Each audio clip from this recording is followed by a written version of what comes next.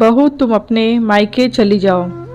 मैं सिर्फ आपकी पत्नी ही नहीं किसी की बेटी भी हूँ। मेरा फ़र्ज़ सिर्फ आपके परिवार वालों की तरफ ही नहीं है, मेरा भी परिवार है जहाँ मैंने जीवन के 25 साल गुजारे हैं। आज मेरे मम्मी पापा को मेरी ज़रूरत पड़ी है और आप कह रहे हैं कि मायके मत जाओ। साल भर में कुछ दिन अपने मायके जाती हूँ, वो भी आपको अखरता है। मैं अब रुकने वाली नहीं हूँ। सुजाता के मुंह से ये शब्द सुनकर विभोर चुप हो गया और उसने अपना बैग पैक कर लिया। अच्छा, तुम चली जाओगी तो यहाँ घर और बच्चों को कौन संभालेगा?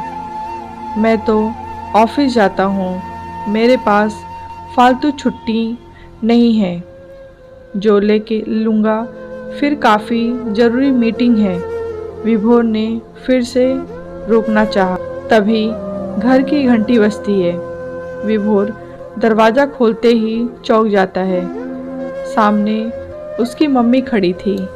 एकदम अचानक मम्मी को देखकर वो सकपका जाता है। अरे, दरवाजे से हट तो सही, मुझे अंदर तो आने दे। और रोहिणी जी अंदर चली आती हैं। मम्मी, अब आप ही इसे समझाइए, ये मायके जाने की जिद लेकर बैठी है। अब तो मम्मी आ गई हैं, इनकी सेवा करो।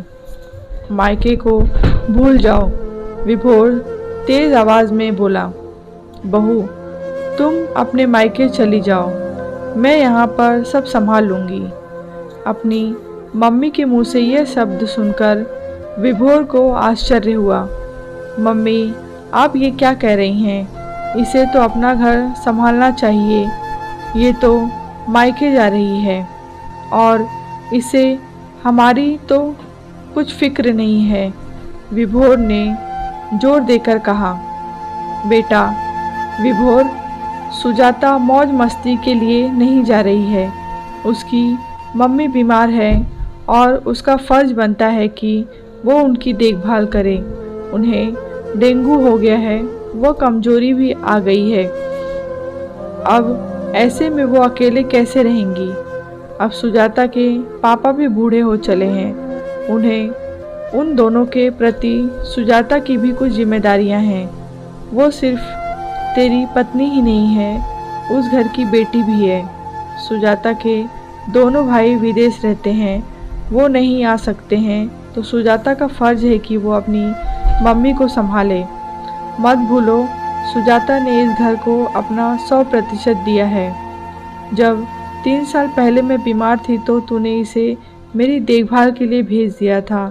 तब तू कैसे रह लिया था? बच्चों को भी तूने संभाल लिया था। बहू ससुराल वालों की सेवा करने के जाए तो सब मैनेज हो जाता है, पर अगर वो ही अपने मायके जाए तो कुछ मैनेज नहीं होता। तब तो तेरे बच्चे भी छोटे थे, तब तूने कैसे घर, बच्चे, स्कूल और ऑफिस एक साथ संभाल लिया था। अब क्यों नहीं संभाल सकता? मेरी बहू कितनी अच्छी है, उसे तेरी और बच्चों की कितनी फिक्र है। उसने मुझे फ़ोन करके सारी बातें बताईं और मुझे कुछ दिनों के लिए यहाँ रहने को बुलाया ताकि मैं तुम सबको संभाल लूँ। मम्मी, पर आप इतना सब नहीं कर पाओगी। रोहिणी जी हंसने लगी। मैं सब संभाल लूँगी। फिर तेरे घर में काम ही कितना है, बर्तन झाड़ू पोछे वाली आती है, कपड़ों के लिए मशीन है, बस खाना ही तो बनाना है। बहू, तुम अपने मायके चली जाओ। तुम अपने बेटी होने का भी फ़र्ज़ निभाओ। यहाँ की बिल्कुल फ़िक्र मत करना, मैं और विभोर मिलकर घर देख लेंगे। विभोर ने फिर सवाल किया। आप पापा को अकेले छोड़कर आ गए हैं, वहाँ उनको कौन संभालेगा? रोज़ ऑफिस के लिए फ़ोन, कौन टिफ़िन बनाएगा? चिंता मत कर, तेरी बड़ी बहन है ना, उसी ने मुझे भेजा है। फिर उसका ससुराल पास में ही है, वो खाना भी भेज देगी और तेरे पापा को संभाल भी लेगी। आज सुजाता को मेरी ज़रूरत है, अब तू भी मना मत कर, इसे खुशी से इसका फ़र्ज़ निभाने दे। दोनों सास और बहू एक दूसरे को देखकर मुस्कुरा रही थीं। दोनों की आंखों में एक दूसरे के लिए इज्जत और प्यार था। सुजाता ने रोहिणी जी को कहा, मम्मी जी, आपने मुझे समझा, मेरी भावनाओं को समझा, उसके लिए मैं आपकी आभारी हूँ। आपने इन्हें समझाया, ये तो पति होकर भी पत्नी का दर्द समझ नहीं पाए। आपका आशीर्वाद सदैव मुझ पर बना रहे।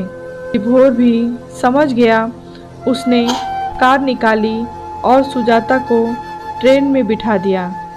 जाते वक्त बोला, तुम आराम से आना, जब मम्मी जी पूरी तरह से अच्छी हो जाएं तभी आना।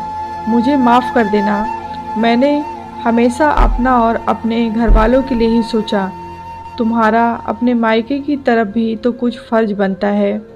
बेटी हो तो क्या हुआ, तुम्हें भी तो अपनी मम्मी पापा की सेवा करनी चाहिए। अपने पति विभोर की बातें सुनकर सुजाता का मन हल्का हो गया। पाठकों, सिर्फ किसी की पत्नी बनने मात्र से बेटी का रिश्ता मायके वालों से खत्म नहीं हो जाता। आज भी मायके में दुख हो या सुख, पहले बेटी ही जाती है। उसकी भी अपने मम्मी पापा के प्रति कुछ जिम्मेदारियां होती हैं, वो हर बेटी को निभाना चाहिए। इस कहानी के बारे में आपकी क्या राय है, कमेंट बॉक्स में बताएं। लाइक करें, शेयर करें।